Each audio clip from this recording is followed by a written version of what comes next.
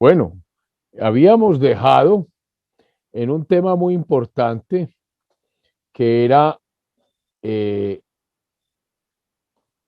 o- Domingo Caicedo, vicepresidente de la República, quien recupera el poder por las armas. ¿De quién? De Rafael Urdaneta. Pero ¿quién le ayuda? José María Obando, José Hilario López, el general Joaquín Posada Gutiérrez, el coronel Salvador Córdoba en Antioquia. Es decir, no está solo Caicedo. Y obviamente, cuando se, cuando se suscribe el acuerdo con Urdaneta para dar por terminada las hostilidades y que Urdaneta acepta y que Urdaneta con base en él sale de la Nueva Granada, se va para su Venezuela. O sea, prácticamente los bolivarianos pierden el anhelo de reconstituir la Gran Colombia y quienes han salido vencedores son los liberales, o podríamos llamar de una vez santanderistas. Eh, ya con la rienda entre las manos, obviamente Caicedo, vicepresidente, y su ministro de la guerra, pues entran en abierta contradicción acerca, acerca de muchas cosas gubernativas. El genio de Obando no es fácil de manejar, y Caicedo tampoco es una pera en dulce. Eh, Obando era un tipo era pragmático, no era solo un teórico. Así que Obando pasa del dicho al hecho, da licencias a unos, borra a estos, retira de la lista del ejército a quienes no gustan de él. Y recordemos que hubo un convenio en Apulo en que se iban a respetar los grados, los ascensos, los militares, aunque habían eh, estado con Urdaneta. Pero Obando no es el hombre de las leyes.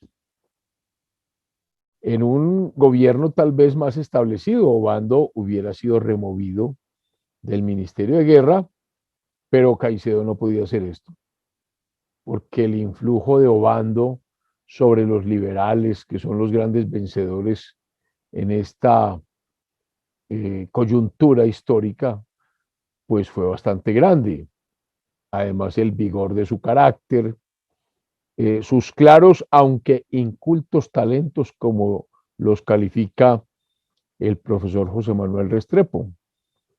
Lo cierto es que Obando tenía mucho apoyo y Caicedo tenía un problema con Obando en el ministerio. Es más, hay unos apuntamientos para la historia que escribió José María Obando y en la página 64 de sus apuntamientos para la historia que hizo publicar Obando en Lima, dijo textualmente, miren estas palabras tan delicadas, tan ligeras de Obando. Comillas, no tuve yo el honor de pertenecer a aquel número de romanos que, con una revolución desgraciada, aterraron sin embargo a la tiranía vencedora. Yo hubiera tenido parte en ella si hubiera estado en Bogotá, pero ya que no puedo contar entre los servicios que he hecho a la libertad, ya que no tuve aquel honor, tendré a lo menos la satisfacción de vindicar aquel grande hecho. Se está refiriendo ni más ni menos a la conspiración septembrina. O sea, que él, de haber estado en Bogotá, hubiera sido uno de los partícipes de la misma. Miren lo que fue aquello. O sea, aquí es donde uno dice, no eran unos asesinos los que fueron esa noche a acabar con la vida de quien ellos consideraban el tirano, a quienes ellos consideraban que quería destruir la vida republicana al destruir la Constitución de 1821 de Cúcuta, porque es que ahí ese es el quid del asunto. Si Bolívar con su prestigio hubiera decidido mantener la Constitución de 1821 de Cúcuta, la Gran Colombia existiría.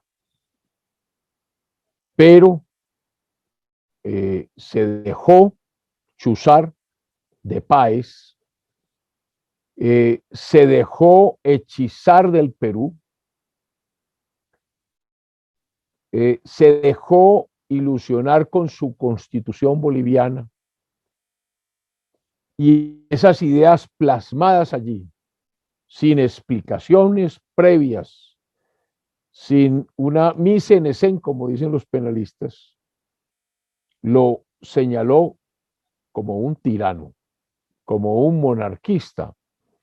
Y eso fue lo que ocasionó la rebelión de Santander, la rebelión del batallón Callao en el sur, el asesinato de Sucre,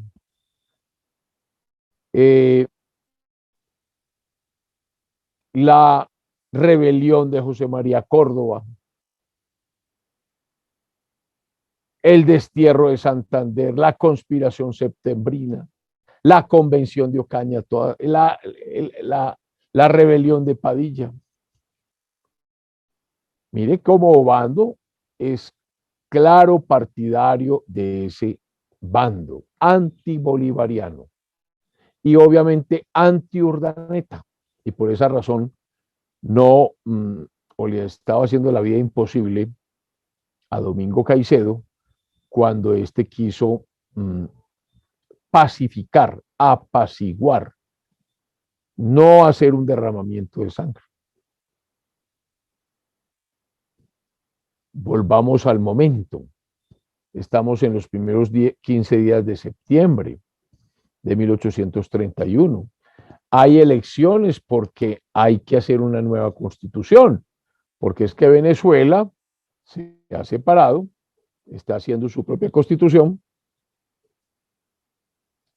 Las provincias del Ecuador, Guayaquil, Azuay hacen lo propio. Allá aparece Juan José Flores. Las provincias del sur, con el ataque de Urdaneta, se incorporan al Ecuador. Entonces, necesariamente hay que reconstituir a la Nueva Granada o lo que queda de Colombia. Y por eso se cita a elecciones de los diputados para que compongan esa convención de los departamentos del centro. Los partidos exaltados, radicales y moderados se balancean. Los exaltados tienen por jefes a los doctores Vicente Azuero, Francisco Soto. Los moderados tienen como sus más prominentes jefes a los doctores José Ignacio Márquez, al doctor Félix Restrepo, a los obispos de Santa Marta, José María Esteves, quien atendió al Libertador en sus últimos días, al obispo de Cartagena, Juan Fernández Sotomayor. Estaban bien equilibradas ambas fuerzas.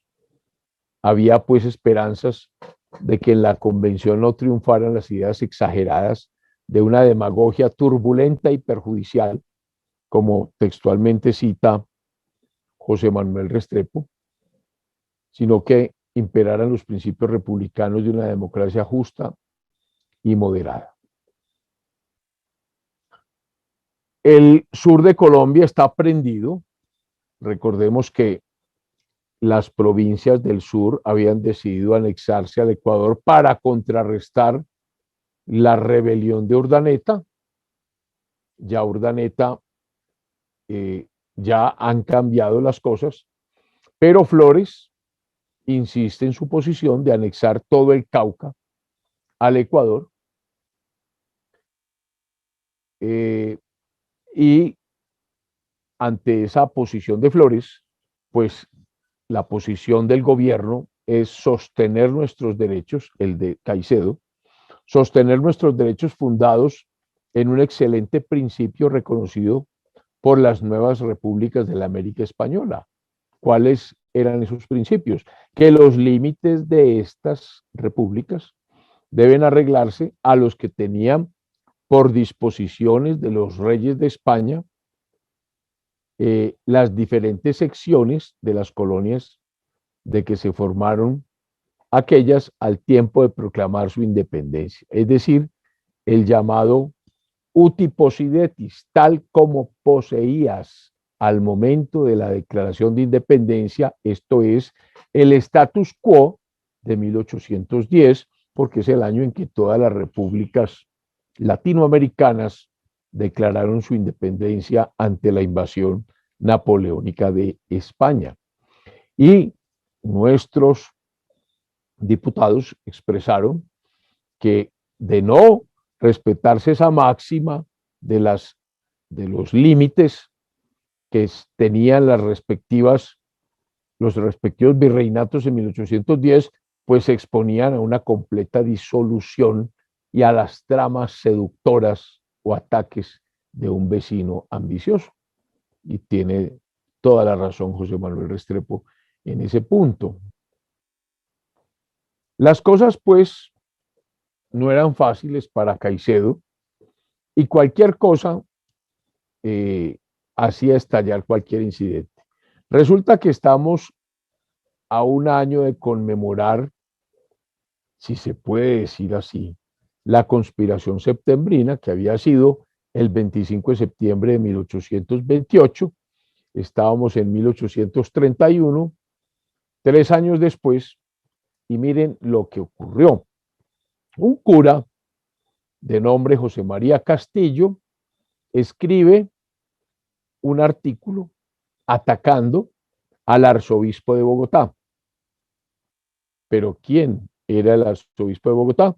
Un tío del general Domingo Caicedo, vicepresidente. Esto es el señor doctor Fernando Caicedo. El autor del libelo fue acusado ante los jueces por calumnia y adivinen quién se postula como defensor de este cura.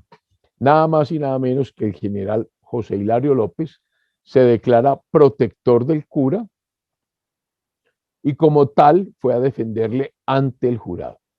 El juicio duró todo el día del 24 de septiembre, hubo gran concurso de público, especialmente de militares. Recordemos que estos militares antibolivarianos o bandistas, hilaristas o lopistas, por decirlo así, hicieron presencia, es decir, presión en la sala. Imagínense ustedes todas esas charreteras, todos esos uniformes en una sala de público. Y a pesar de eso, el jurado condenó al clérigo calumniador. Cuando llevaban al clérigo a la prisión por la calle, sale acompañado de José Hilario López, de toda esa oficialidad militar que lo acompañó y de multitud de estudiantes y con bandas de música, con pólvora, voladores, silbadores, cohetes, etcétera, causando mucho alboroto e intentando algunos impedir el cumplimiento de la ley. ¿Quién aparece en el desfile? Obando, nada más y nada menos que el ministro de la guerra. Imagínense pues el escándalo. Los generales Obando y López promoviendo casi que festejando a quien acababa de ser condenado por un jurado. Vienen mueras a los jurados, insultos, letreros de que muera la aristocracia y la dinastía. Muchos ataques a la familia Caicedo. El arzobispo era Caicedo, tío del presidente. eh, es decir, la conducta de José Hilario López y José María Obando esa noche, dice José Manuel Restrepo, a todas luces es por lo menos reprochable. Pero lo peor es que al día siguiente continuó el alboroto, continúan las vivas al procesado, al condenado, a Castillo, lo felicitan por la prisión, recorren las calles, o sea, está prendida Bogotá. Todo por solemnizar el aniversario tercero de la conspiración septembrina, en que se pretendió asesinar a Bolívar. Miren cómo está quedando todo. O sea, la rebelión de Urdaneta termina afectando gravemente al perder o, digamos, aceptar las circunstancias, al perder la guerra con el convenio de las juntas de Apolo. Y entonces eh, el pueblo se radicaliza hacia el lado de los conspiradores septembrinos, es decir, Santander, Padilla, Córdoba, Mariano Espina Rodríguez, que ya hablaremos nuevamente de él. En fin, hubo 3 días de fiesta en la villa de Zipaquirá. Allí concurren Obando y López. O sea, aquí hay un enfrentamiento dentro del gobierno tremendo. El gobierno está débil. La mente, la gente está confusa. Encima de esto, la situación política con lo que hoy llamamos el Ecuador está bastante complicada porque Flores no va a ceder. Las gentes están con la permanencia de las provincias en la Nueva Granada, pero el prefecto, José Antonio Arroyo, quería la agregación al Ecuador como la quería Flores. Arroyo entonces se niega a obedecer las órdenes de Caicedo, no manda diputados y en consecuencia no hay diputados ni de Popayán, ni de Pasto, ni de Buenaventura, ni del Chocó para esta gran convención que debe reconstituir la República de Colombia en lo que llamamos luego la Nueva Granada. Tampoco participaron la provincia de Casanare, que también había idea de adherirse a Venezuela, ni Panamá y Veraguas.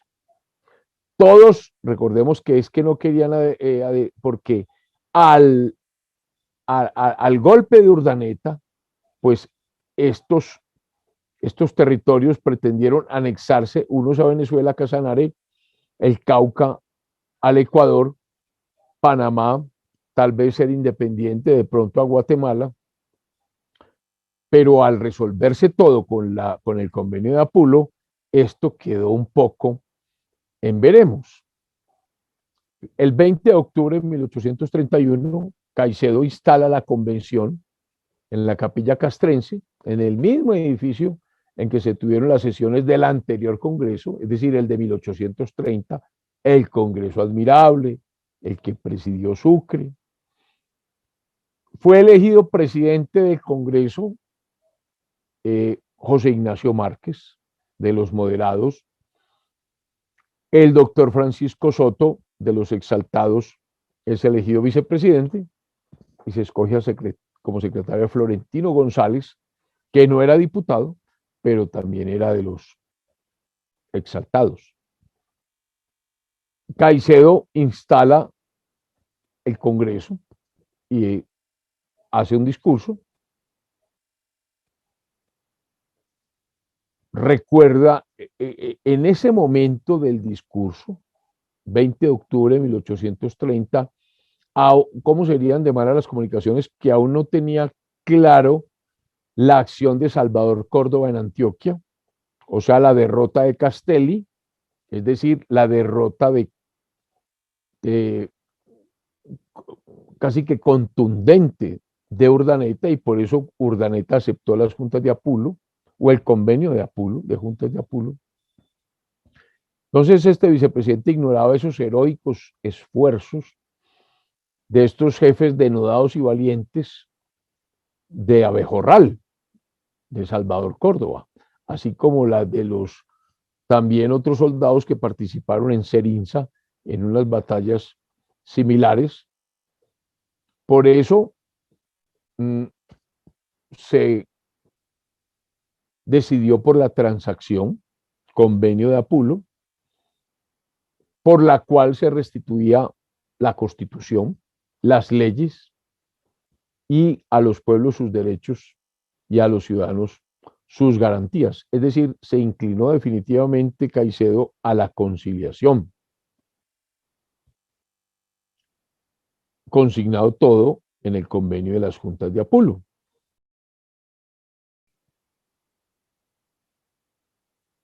Fueron entonces muy bien defendidas en ese discurso de Caicedo la transacción de Apulo.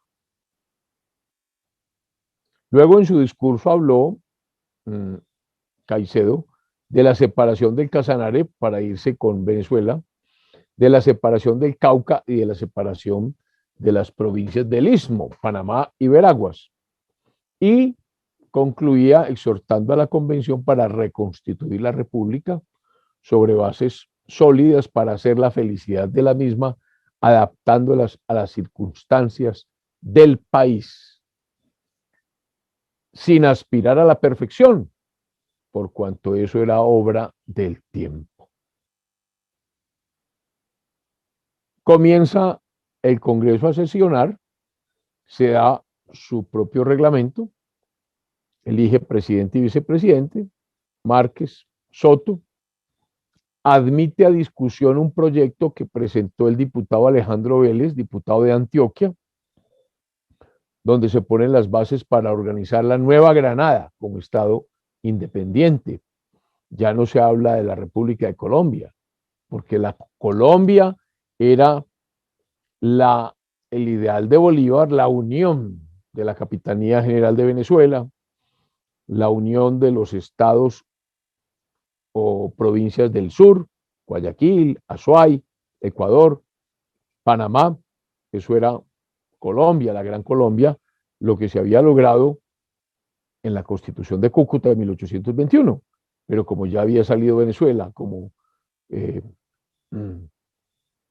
Flores establece una constitución en el Ecuador, pues aquí es necesario volver a hablar de la Nueva Granada. Hay unos decretos muy importantes que empiezan a discutirse. Se confirma mediante un decreto, el decreto que había expedido ya Domingo Caicedo, reintegrando al general Santander en todos sus grados y honores. Y este Congreso lo adiciona, rehabilita la memoria del general José Prudencio Padilla y de todos aquellos individuos que fueron fusilados con motivo del acontecimiento del 25 de septiembre de 1828. Esto es la famosa conspiración septembrina.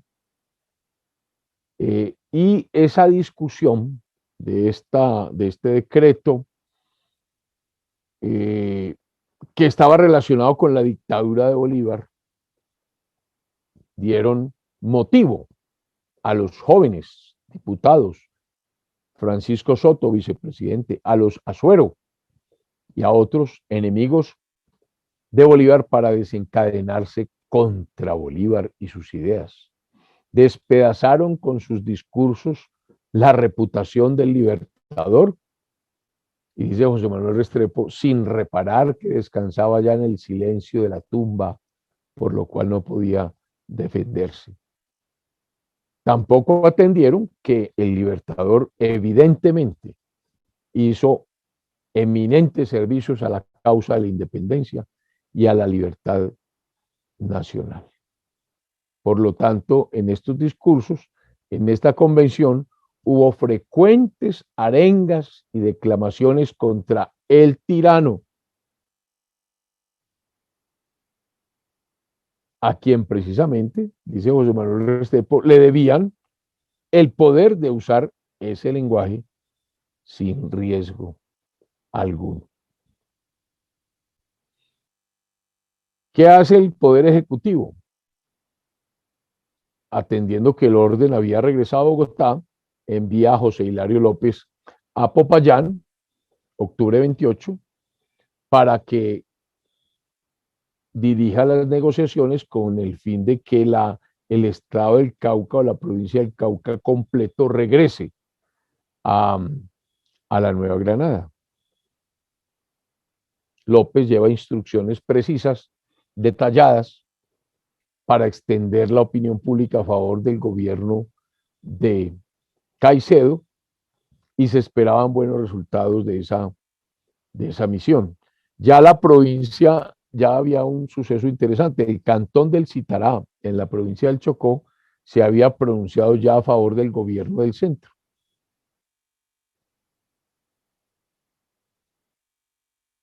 El primer decreto importante que se da a la convención el 8 de noviembre fue autorizar al Poder Ejecutivo para tomar medidas conducentes para que definitivamente el departamento del Cauca se reincorpore al, a las provincias del centro, al estado del centro que se está discutiendo.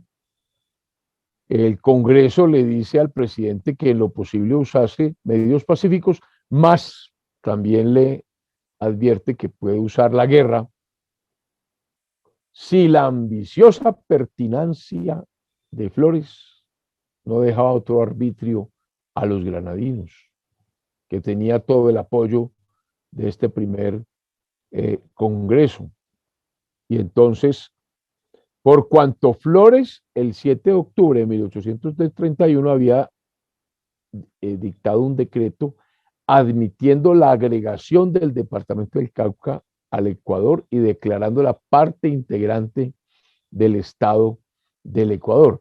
Protestó entonces la Convención Granadina por otro decreto contra esa usurpación de su territorio. El Congreso se mantenía entonces discutiendo las medidas necesarias, convenientes para reintegrar su territorio desmembrado, el Cauca, por el sur, discutiendo el proyecto presentado por el diputado Alejandro Vélez de Antioquia, que tenía las bases para organizar el Estado de la Nueva Granada. Se suscita la cuestión definitiva si debía tener este nombre, Nueva Granada, o continuar con el de Colombia. Unos querían conservar el nombre glorioso de Colombia, por cuanto ya habíamos siendo reconocidos con ese nombre por las naciones más importantes del orbe. Otros preferían el nombre de la Nueva Granada y decían, para no heredar, muy interesante el argumento, para no heredar las deudas y gravámenes de Colombia, porque Colombia fue quien a través de SEA obtuvo aquellos préstamos en Inglaterra, el préstamo a SEA, y que luego también un señor Montoya y Arrubla también obtuvieron otro préstamo, los préstamos más gravosos para la guerra de independencia. Fíjense que esos préstamos estaban a nombre de la República de Colombia. Por lo tanto, es bien interesante el argumento. Si yo utilizo el nombre de la Nueva Granada explicando que Colombia se había partido en tres, pues había una manera de renegociar esa deuda. Y también decían que el nombre de Colombia debía guardarse para mejores tiempos en los que se pudiera volver a federar los tres estados, Venezuela, la Nueva Granada y el Ecuador, que Colombia era el nombre perfecto para esa federación, que los mismos tres estados reconocían. Bueno, dejemos acá porque es que es muy importante todo lo que acontece en este momento donde prácticamente está clara la separación de Venezuela, la Nueva Granada y el Ecuador, y nunca se dejó de considerar la posibilidad en un futuro de una federación, pero manteniendo los tres estados sus propias normas y sus propios directores. Feliz semana.